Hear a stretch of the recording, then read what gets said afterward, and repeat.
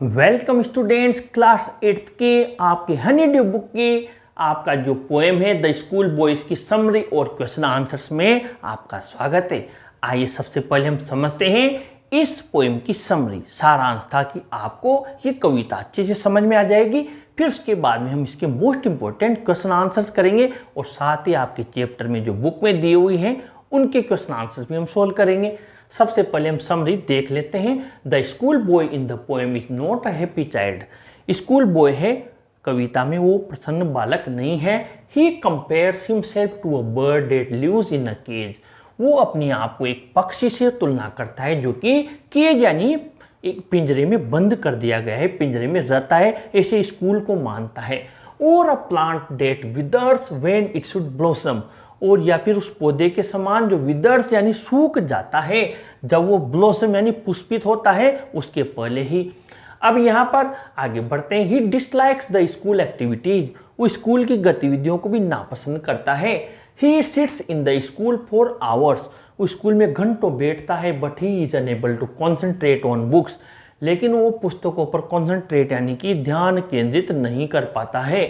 The school boy loves to rise in a summer mourn.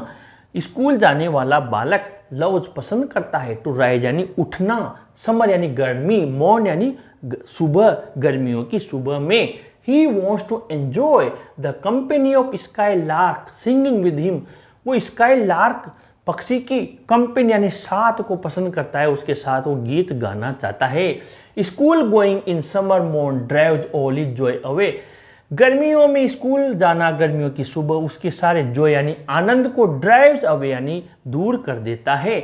All the children like him spend the day in saying and डिसमे। उसके जैसे बालक दिन बिताते हैं आहें भरने में और डिसमे यानी कि निराशा में।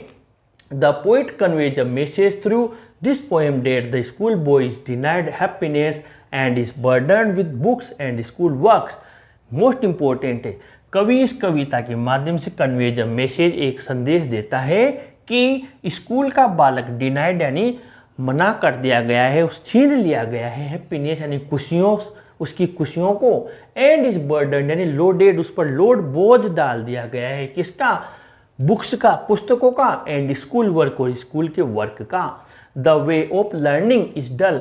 और जो सिखाने की जो तरीका है वे है वो भी डल है यानी कि बिल्कुल नीरस है। एंड डिप्रेसिंग यानी तनाव से भरा हुआ है, स्ट्रेसफुल है। टू द चाइल्ड, उस बालक के लिए। The poet presents the unhappiness of a child. कवि यहाँ पर प्रेजेंट्स करता है, प्रस्तुत करता है अनहैप्पीनेस यानी दुख, ऑफ अ चाइल्ड उस बालक का, हु इज डिप्राइव्ड ऑफ, जिसको डिप्राइव्ड ऑफ यानी वंचित कर दिया गया है। ओप इज नेचुरल कम्युनियन, उसके नेचुरल यानी स्वाभाविक प्राकृतिक कम्युनियन यानी कि साथ विद नेचर्स ब्यूटी, प्रकृति की सुंदरता से उसका कम्युनियन जो संवाद था उसको हर लिया गया है, छीन लिया गया है। पहला क्वेश्चन आप यहाँ फिर इसके आगे भी है। ही asks his parents how other seasons. वो उसके माता पिता से पूछता है कि कैसे उसके सीजन्स यानी ऋतुएं, लेकिन यहाँ ब्रैकेट में है फ्रीडम, उसकी स्वतंत्रता। विल गिव हिम हैप्पीनेस, उसको खुशियाँ देगी। When he is not allowed to create anything new in spring himself, जब उसे बसंत में, बसंत क्या है? स्कूल टाइम, जब स्कूल टाइम में उसे कुछ भी क्रिएट यानी रचना करने की इजाज़त नहीं है, तो फिर वो जो खुशियाँ हैं, ये सीजन है, उसको कैसे खुशियाँ देंगे? तो कुल मिलाकर अब यहाँ पर आपके 4 क्वेश्चन मैंने अलग से मोस्ट इंपॉर्टेंट बनाए हैं। पहला क्वेश्चन है why is the school boy not happy. स्कूल जाने वाला बालक खुश क्यों नहीं है? To which he compares himself, वो अपने आप की तुलना किससे करता है?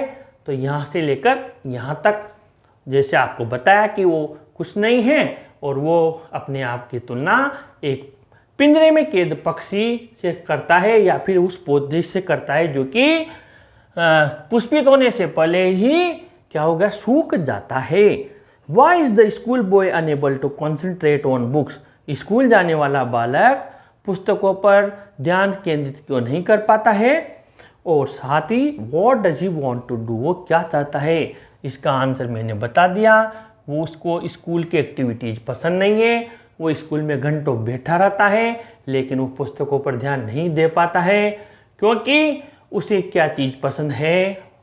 गर्मियों की सुबह, और वो स्काई लार्क के साथ गीत गाना पसंद करता है। और इसके अलावा स्कूल जाने से गर्मियों की सुबह के उसके सारे आनंद छीन लिए गए हैं। What is the message of the poem The School Boy? School boy कविता का संदेश क्या है? तो यहाँ से लेकर आप यहाँ तक लिख दें। और number 4, What does the school boy ask his parents? School boy उसके माता पिता से क्या कहता है? उसका आंसर भी आप यहाँ से यहाँ तक लिख दें। और इस प्रकार ये आपकी चारों तो आपकी जो इस मैसेज, ये समरी जो हमने बनाई, इससे कंप्लीट हुए। और आपके टेक्स्ट बुक में जिस चैप्टर के क्वेश्चन दिए हुए हैं वो भी हमने आपके लिए सोल्व कर दिए हैं। ये मैंने 4 क्वेश्चंस बनाए हैं, लेकिन जो कंटेंट मैंने आप लोगों के लिए प्रिपेयर किया है, इस कंटेंट से आप इन 4 के अलावा 40 क्वेश्चन भी बनाए तब भी वो आंसर इसी में से आप बना देंगे। यानी ये जो मटेरियल आप लोगों के लिए प्रिपेयर किया है ये बहुत ही ज़्यादा मोस्ट इंपॉर्टेंट है। इन क्वेश्चंस के अलावा आप इस मटेरियल को और जगह भी काम में ले सकते हैं। तो मैं आपसे यही कहना चाहूँगा कि इसको अच्छे से आप नोट कीजिए, अच्छे से तैयार कीजिए।